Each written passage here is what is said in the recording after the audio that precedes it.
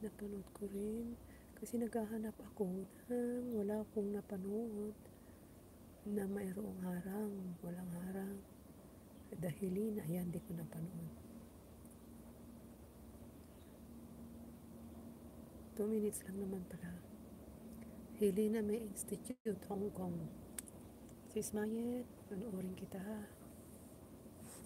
Panoorin ko kayo. I'm back, ate. My aunt's BG muna. Salamat sa Jam Jam. Salamat sis Jam Jam. Sis Kulani. Sis Kulani, napupuntahan ko ang LS niya. Sis Kulani. Kulani 68. At least napupuntahan ko ang ano niya. Lin Gamino, 8 minutes. Done. Bingkay Reed done. Lida CM done sa LS niya.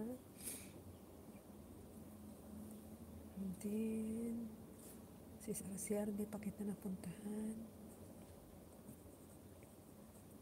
Sis Mayet. Honestly, sis Mayet, kung ano lang, sana yung lahat ng pumapasok, mag-estiman lang sana. Eh, wala tayong magagawa dyan eh. Pero marami akong pinupuntahan na LS. Talaga ang dami kong pinupuntahan. Kasi ang ginagawa ko, dalawa yung cellphone ko, di ba?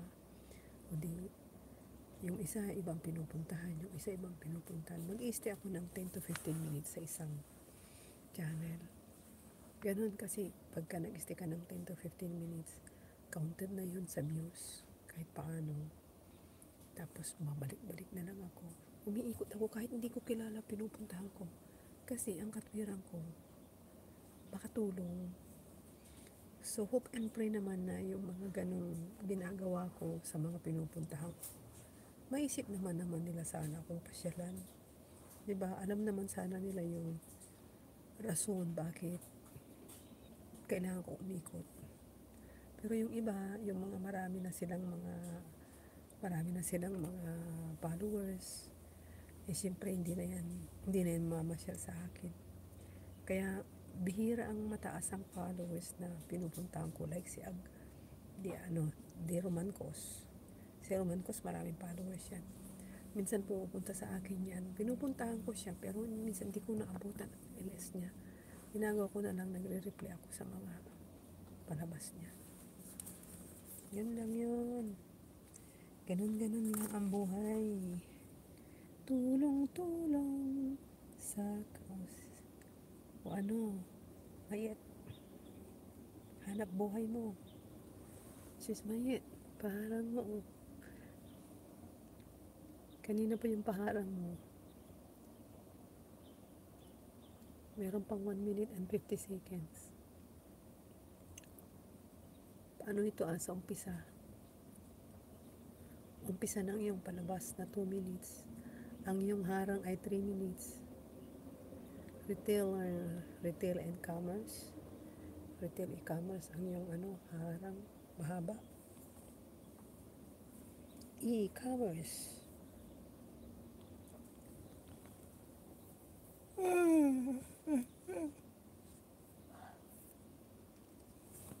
Maglagay ako ng bula-bula para mas attractive.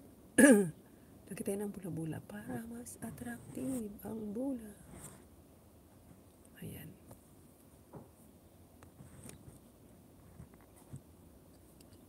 Attractive ang bula-bula yata. Tingnan nga natin itong isa. Ayan. Mas okay ba yan? Mas okay yan o yung bubbles?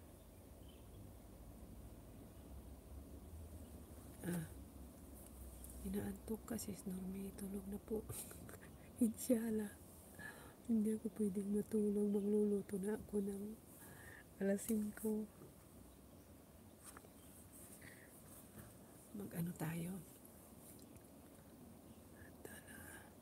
Ay nawala yung kapag ang problema, kapag nagkaano ka naman, naka-bubbles, yan.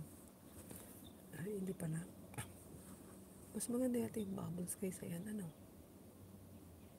para mas gusto ko yung bubbles. Bubbles is better. I like the bubbles than that. Ayan, tayo ay mag-shout out.